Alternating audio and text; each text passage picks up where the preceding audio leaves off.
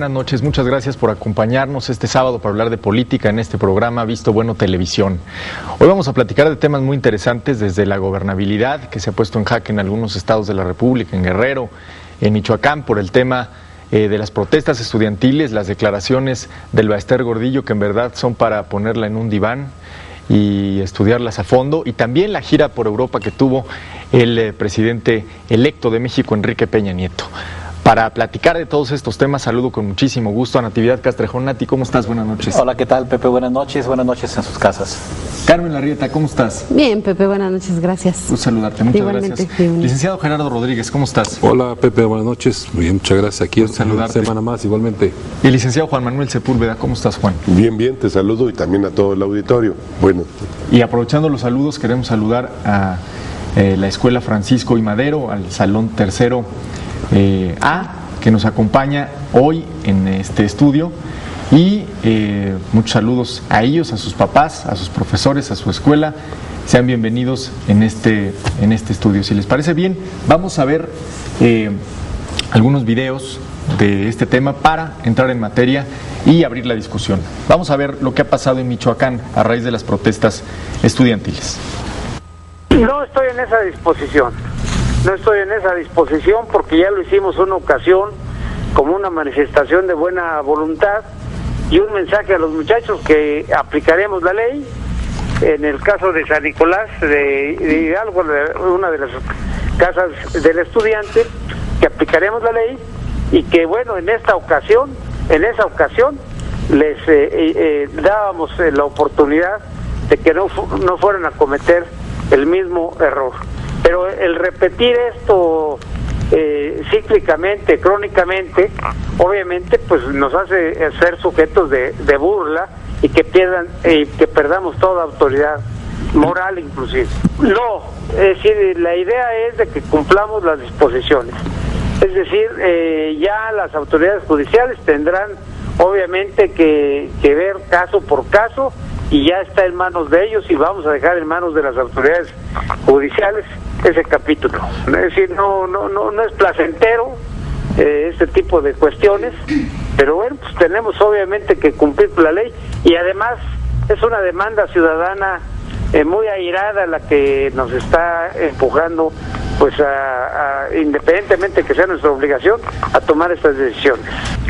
No es nada sencillo la solución, pero yo creo que finalmente debemos de entrar todos en razón, y la plataforma, el piso es el aspecto legal, y yo creo que todos estamos obligados a cumplir con ese requisito, sin dejar de lado obviamente el diálogo, sin dejar de lado acuerdos, pero bueno, pues en este caso, en el caso de los consignados, yo no estoy dispuesto realmente a transgredir la ley.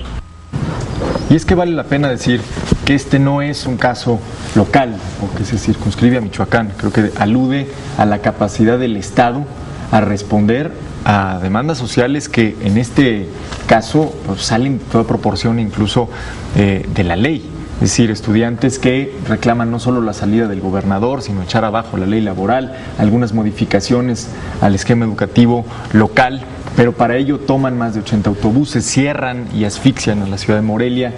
Me parece que de fondo estaría discutir cómo está reaccionando la capacidad del Estado, en este caso el gobierno de Michoacán, ante demandas que sugieren que nadie está obligado a lo imposible, a veces ni el gobierno. Nati, ¿tú cómo lo ves? Una primera reacción a estos hechos que hemos visto a lo largo de la semana. Bueno, aquí varias veces hemos comentado que uno de los problemas culturales más graves que tenemos en este país es la falta de respeto a la legalidad. O sea, somos un país donde queremos que la ley invariablemente se ejerza, pero en nosotros. Entonces, los mexicanos tenemos un discurso histórico de cuanta excusa posible para no respetar la ley. Esto que pasa en Michoacán ha pasado en Oaxaca hace unos años, en Chiapas hace otros años, en Guerrero de manera cotidiana, sobre todo en el sur del país, que tiene una composición socioeconómica muy diferente al centro norte del mismo país.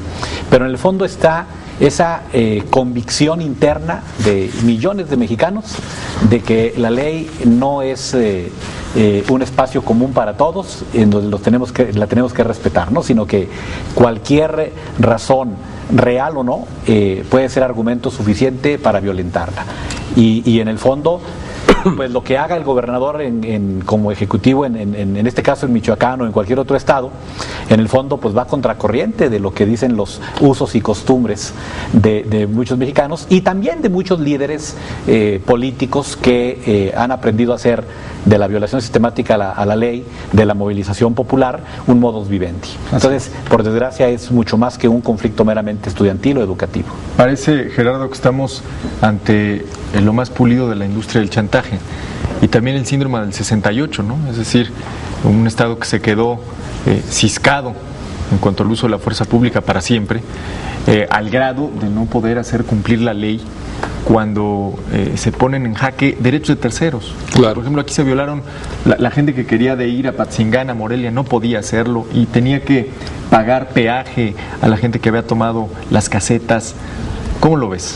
Pues, en Hidalgo lo padecimos con creces, Muchos años. al grado que hubo la propia implosión y pues se terminó cerrando la escuela, terminó la escuela porque pues era una fábrica de desempleados, o sea, no les daban trabajo y el esquema que operaban era totalmente fuera de una realidad en este país. Yo creo que el problema es que en estas escuelas se incuban y de esas escuelas viven, porque todos los que están en la escuela están becados por el Estado, les dan comida gratuita, educación gratuita, anteriormente les daban ropa para vivir, no sé ahora, pero hay becas, y de las becas viven muchos grupos ultras que están viviendo, incrustados, comiendo y incubando actos de carácter meramente subversivos. Entonces, bueno, la forma de operar es similar a como aquí Hidalgo los vimos operar muchas veces. Esa represión va a ser festejada en un año con otras manifestaciones y más represiones. Y cada año se va a festejar, cada represión se festeja haciendo desmanes, pintas, violentando el derecho de la gente a transitar libremente, secuestrando camiones. Y no queda otro camino más que el de la fuerza de la legalidad absoluta para actuar. A mí lo que no me gustó de los operativos es que se fue de noche.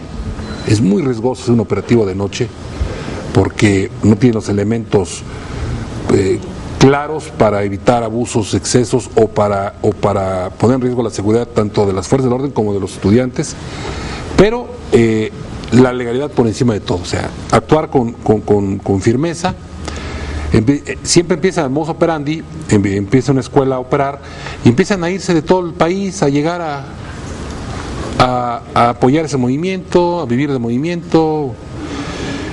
No se ha dicho, pero los señores tenían pipas de gasolina atravesadas en la carretera y quemaron camiones a los lados, trataron de incendiar pipas con gasolina, poniendo en riesgo tanto los estudiantes y aquellos. Entonces, bueno, aquí en Hidalgo nos tocó en las responsabilidades que tuvimos sortear ese tipo de acciones. En Hidalgo se pudo transitar porque se apegaron estrictamente a la legalidad en muchos de los actos. Se impidió que llegaran a Hidalgo otros grupos a agitar, se certificó que las fuerzas del orden fueran sin armas, se entró de día, rescataron autobuses, en fin, una serie de acciones que permitieron en un principio liberar vehículos secuestrados, liberar la escuela y después una decisión de carácter político en cerrar la institución. En Michoacán tiene el problema que no es una escuela, son 8 escuelas y tienen el problema de que están con una base social. Aquí en Hidalgo llegó al grado de que se revirtieron a la base social, a los que los protegían, a la comunidad alrededor, empezaron a asaltar sus negocios, claro, a causarles daños, entonces perdieron esa base. Allá tienen una base social importante, que son todos los que alrededor de estas escuelas generan ventas para ellos, servicios, son proveedores. Economía paralela. Economía paralela. Sin embargo, bueno, pues yo creo que este asunto va a dar para más, no va a terminar con que se consigne a 10 y queden fuera, esto va a tener que llegar a fondo y yo creo que sí debe haber una intervención del ámbito federal, porque es educación de carácter federal, aunque los estados son los que administran estas instituciones, pero pues hay Me parece que todavía quedan 16 escuelas de estas, ¿no? Y parece que estuviera en conflicto el derecho a la libre manifestación o la expresión de ideas versus los derechos de terceros y el respeto a la legalidad. Pero la verdad es que no cabe en ningún sentido este tipo de expresiones. Y hoy que nos acompaña aquí una escuela, cuesta pensar que quienes han motivado, generado y participado en estas acciones puedan estar al frente de un salón de clase, ¿no? ¿Tú cómo lo ves, Juan? Mira, yo creo que el problema tiene como caldo de cultivo una cultura en este país en donde el ámbito de derechos de los ciudadanos pues se ha pervertido de una manera terrible. Entonces ahora resulta que el ciudadano tiene derecho a abusar, tiene derecho a dañar, tiene derecho a robar. O sea, en el momento en el cual escuchaba yo hace algún tiempo, ahora el enojo que tienen los dueños de los antros del Distrito Federal y amenazan con que van a bloquear la ciudad y demás. O sea, en este concepto de que lo que yo hago, aunque sea contra la ley, ya forma parte de mi derecho, entonces el pobre país es el que lo traemos como perico a toallazos.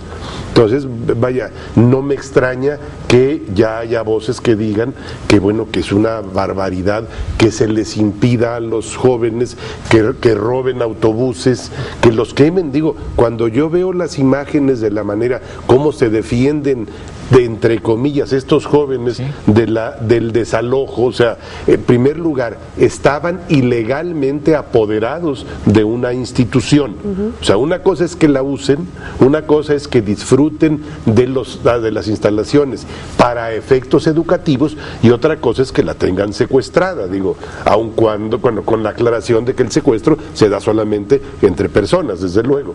Pero bueno, una cosa es esta circunstancia y otra cosa es evidentemente la obligación del Estado de proporcionar la seguridad. Pero si quieren, lo seguimos platicando después del corte con mucho gusto. Qué bien hemos afinado el arte de mandar a corte, ¿verdad? Sí, ya tenía tiempo que no me tocaba a mí. Esas transición son perfectas. Vamos a hacer una pausa. Recuerden, estamos en su mesa de diálogo y análisis de Visto Bueno Televisión. Regresamos.